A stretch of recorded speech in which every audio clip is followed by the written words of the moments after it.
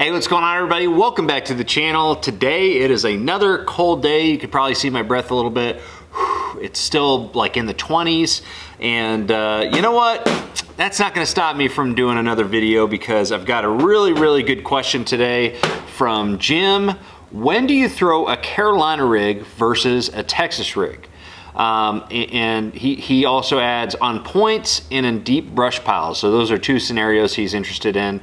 And so I wanted to go ahead and answer that question because I think it's a really good question that I think will make a really good video overall. So first off, let's go over, you know, for the beginners out there, you know, the basics of what we're talking about when we're talking about a Texas rig or a Carolina rig. So a Texas rig is the quintessential way of rigging a soft plastic bait perfectly weedless. So that is the naked Texas rig right there. You've essentially got some type of worm hook. This right here is the Hayabusa 959, so a really heavy duty hook for mostly fishing, you know, big body baits like a you know, goat here. This is the Billy Goat from Z-Man. Or, you know, some of those thicker, you know, creature style baits, beaver style baits, that sort of thing. But you can also use a hook like an offset shank, just traditional worm hook right here. If we can focus in there, there we go. Or a straight shank hook, whatever hook you're using for your soft plastic. And then you've got this weight here. Okay, so you've got a bullet weight. This is a this one right here is a 3/8 ounce tungsten bullet weight, but anywhere from an 1/8 ounce all the way up to, you know, 5/8 ounce is kind of, you know, on the heavy side for a traditional Texas rig. But then once you get into like flipping, pitching, and punching, you can go up to like 2 ounces, 2 1/4, 2 1/2 ounces sometimes. So big, wide variation as far as the weights that you're going to be using. And so I'll just rig this real quick, kind of to show you what the Texas rig is supposed to look like. It looks pretty much exactly like on the Carolina rig too. And that's the one key thing to mention, is that you're actually Texas rigging your soft plastic on a Carolina rig too. It's just the way that you're rigging your hook in the plastic. So this right here is what we're talking about when we say Texas rig. So as you can see, very streamlined. The hook point is dug into that Elastec or that plastic, and so it is very weedless. You can throw it in the thickest stuff and get in and out of it. So that is the Texas rig. One modification that I do, and I got this knot here in my line. Let's see if I can undo this. How did that happen so quick? One modification I like to do, just as an added bonus to this video, and I've talked about it a little bit before, is I take a little tungsten proof bead. All right, so this is a flippin' bead from Fitzgerald. I'll put it in a link in the description, and I put it there before I put my weight on. Or, you know, essentially it's in this situation I put it before my weight on, but in real life you're going to put your weight on first and then the flipping bead and then tie your hook on. And essentially what that does, if you can hear that, it gives it a little bit of extra clack, okay, because you got that tungsten bead in between the weight. So that's just something I do a lot, especially if I'm fishing a worm.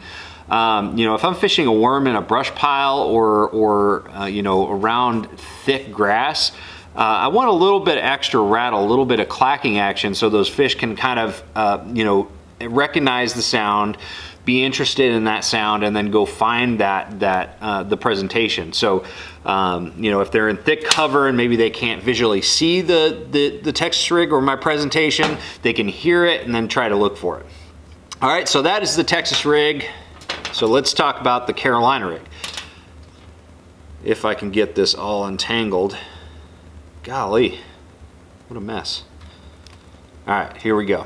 So a Texas rig, everything is compact, it's together, the weight. And one thing I do need to mention on the Texas rig is you can peg it. You can use like a bobber stop, you can use one of those rubber pegs. However you want to peg your weight, you can keep it you know, stationary to the nose of the bait for real thick cover applications. The Carolina rig is quite a bit different. So the weight and the bait are completely, you know, separated. So you've essentially got the weight system here. All right, so you got the tungsten weight, let's focus in there, tungsten weight, you've got that bead I was talking about, and you also have that barrel swivel.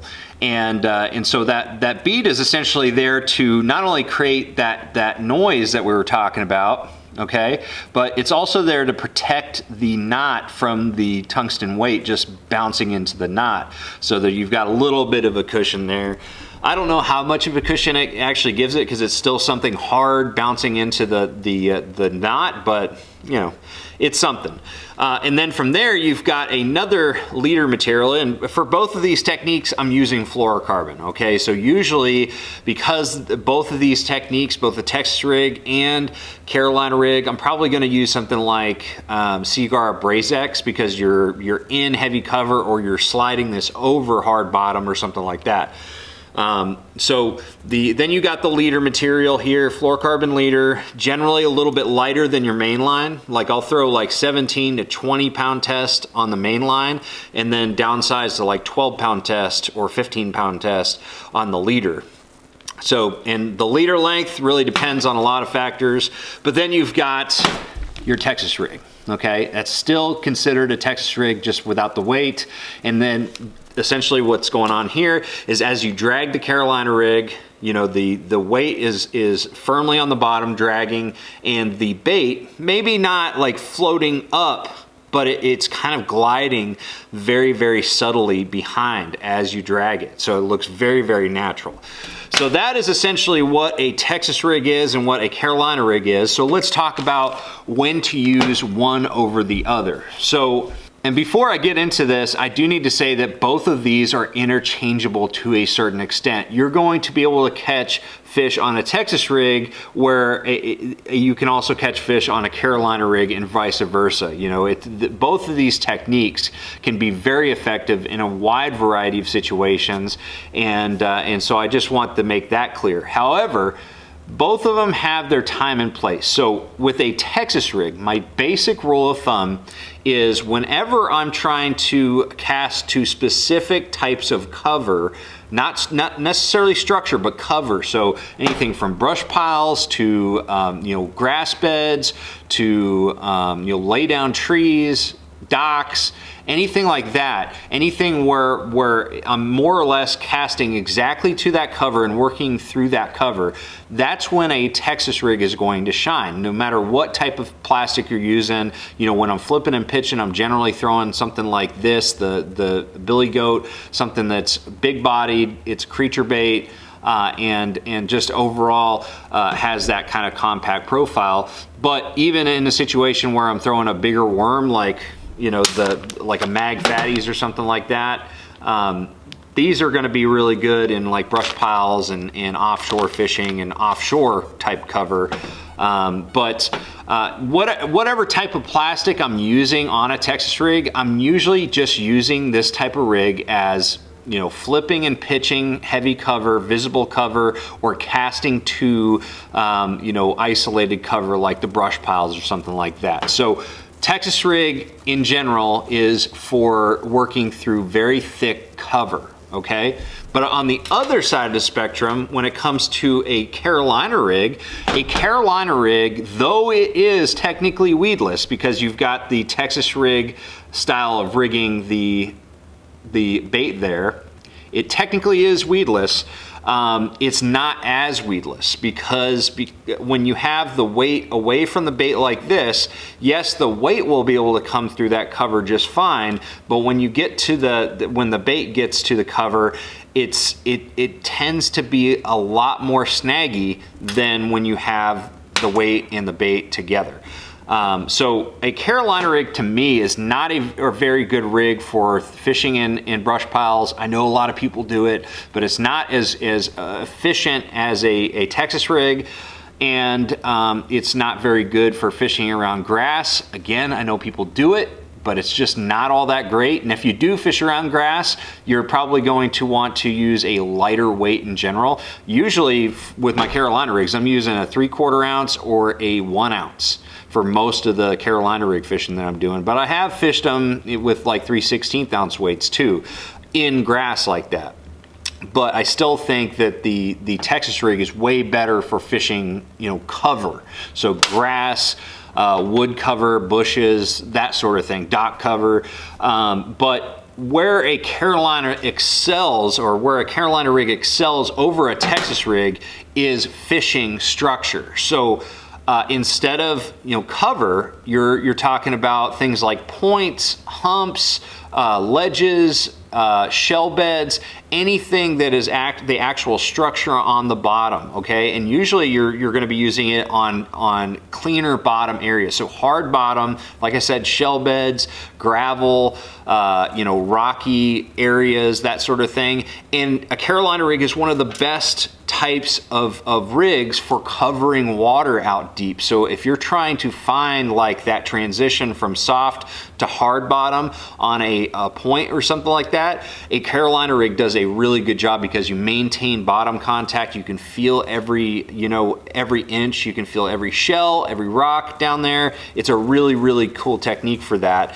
And so when I'm trying to cover water, you know, say I pull up to a big flat long point and I want to, you know, figure out exactly, you know, all the little sweet spots on that point, that's when I'm going to be throwing a Carolina rig over a Texas rig.